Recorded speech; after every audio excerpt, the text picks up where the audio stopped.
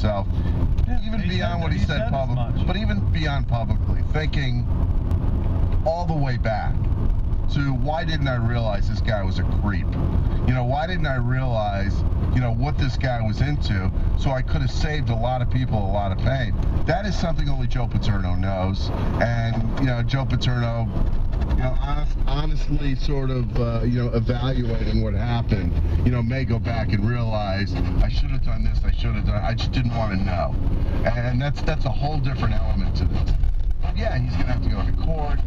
He's got cancer, and I understand, and I think Kevin and I have a greater insight into what he's going through right now. That this is not an easy thing for somebody at an advanced age to go through, and then on top of it, he's got this stuff to deal with. He worked his whole life to try to do the right thing, and then, by maybe overlooking a few things, totally undid a lot of, a lifetime of good work. And that's sad and unfortunate, and that's really the way things are, the way life is. And so, he's got to go through all that with his family. He had sort of felt like he earned the right, even if he wasn't coaching, to be adored as Joe Paterno. And I think a lot of people feel that way, but then there's also that element of his life. When you look back on that wave of scrutiny, was it do you feel like it was too harsh, just enough? Where do you looking back on that whole wave of controversy? We are a society that overreacts. There's no question about it. But I also think that those people who want to give Joe a total pass, like so many things in life, the truth lies somewhere in the middle. Anybody who thinks that he, and I don't know this, and really none of us know this, that he consciously tried to cover this thing up, I don't totally believe that. But, again, benign neglect sort of led to a lot of these problems.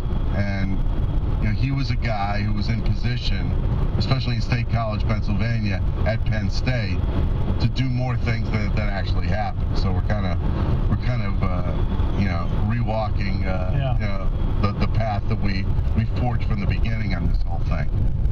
But when you bring up who the next coach is, we don't know how the trial's going to unfold. I still think that this program can get back to at least a reasonable facsimile of where it used to be. It's probably going to take 4 or 5 years. I don't think it's going to be down for 10. I think if you come in, you can recruit. Again, people have really short memories. It's amazing how people forget really fast what happened. What happened and where. How do you?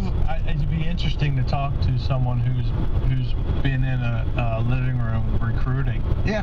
If you're on that staff and you got to go recruit, and the elephant in the room. How do you get around that? How do you avoid that? How do you address it? It's an amazing